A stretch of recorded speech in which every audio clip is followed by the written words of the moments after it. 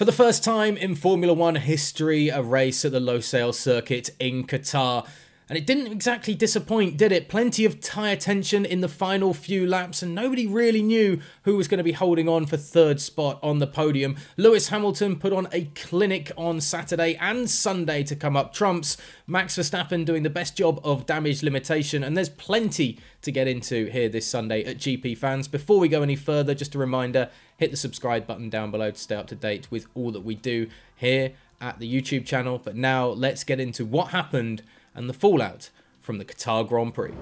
Let's start with the championship battle, and Lewis Hamilton cruised to a comprehensive victory in Qatar to take back-to-back race wins and move within 8 points of Max Verstappen in the Drivers' World Championship.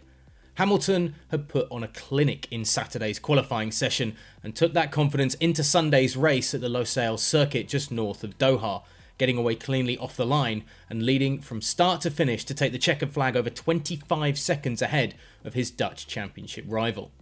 Verstappen, however, will take some solace from his own performance from Qatar, with the Red Bull driver coming from 7th on the grid after a 5-place grid penalty for ignoring double yellow flags at the end of Saturday's qualifying session, to finish second behind Hamilton and pinch the point for the fastest lap of the race too, but he was powerless to do anything to prevent Lewis from taking the victory.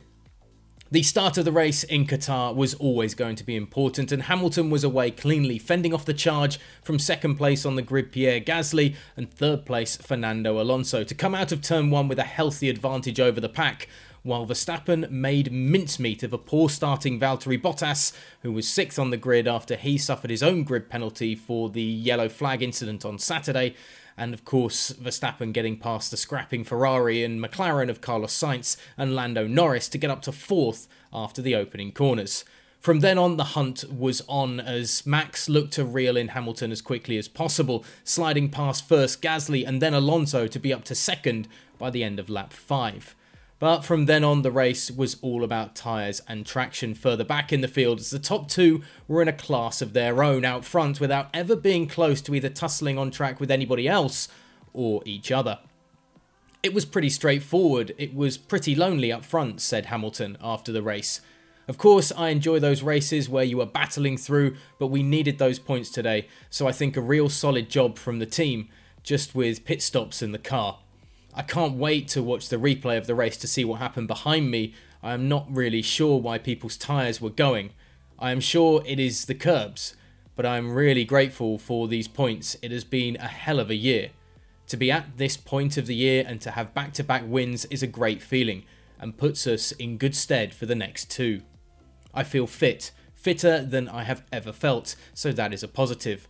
A big thanks to Ange Cullen, who has helped me train, and recovery has been great. Bring on the next two. The scrap in the middle of the pack in Qatar brought plenty of drama, as those trying to finish on a one-stop strategy found very quickly that the harsh abrasive curbs of the Losail circuit caused plenty of problems for the hard and medium tyres towards the end of their stints. On lap 34, before his first stop, Valtteri Bottas blew his front left tyre, allowing Checo Perez in the Red Bull to cruise past the stricken Finn as he dragged his three-wheeler back to the pits, eventually pulling out of the race before the end of the final few laps. A key moment potentially in the constructors' battle, with Red Bull now just 5 points behind Mercedes in that scrap.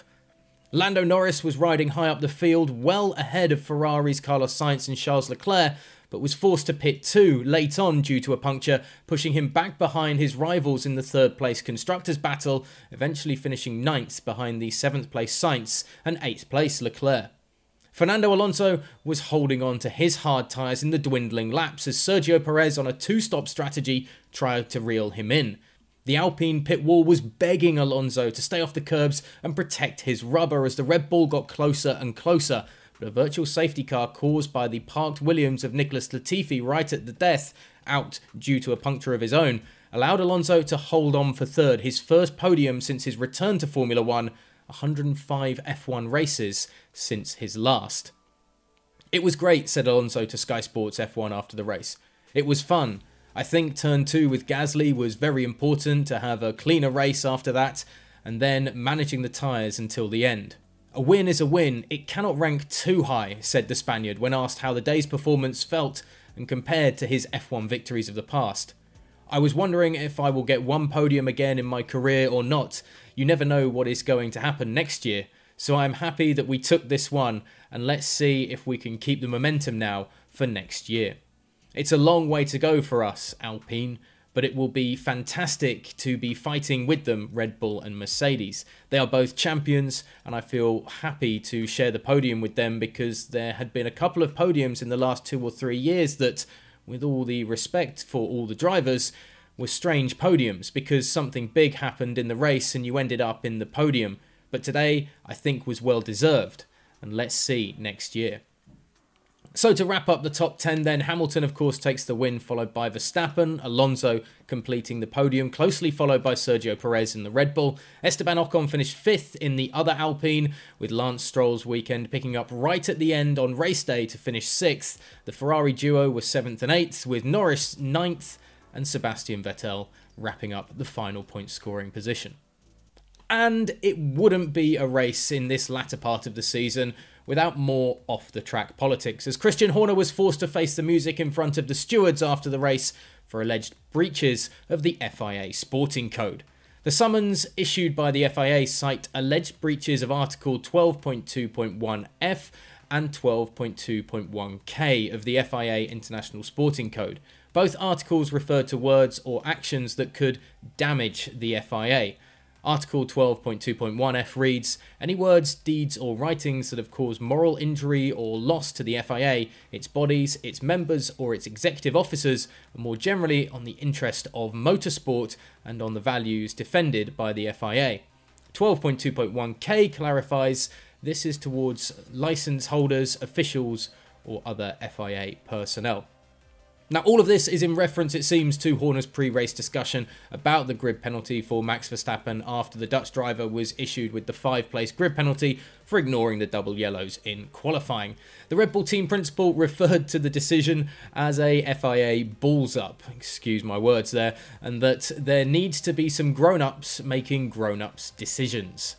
The results of that discussion with the stewards will be available across the GPFans network, including gpfans.com on the website and on Twitter and Instagram at GPFansGlobal. Down in the comments section below, we want to know your driver of the day. Surely it was Fernando Alonso, especially when he was asking Ocon to defend like a lion. One of the best moments of the season so far. Did anybody else come close to Alonso's performance? What happened to Pierre Gasly? Just give us all of your thoughts on the race in Qatar. And of course, hit the subscribe button to stay up to date with all of the fallouts as we get ready for the last 2 races of the season here at GP Fans.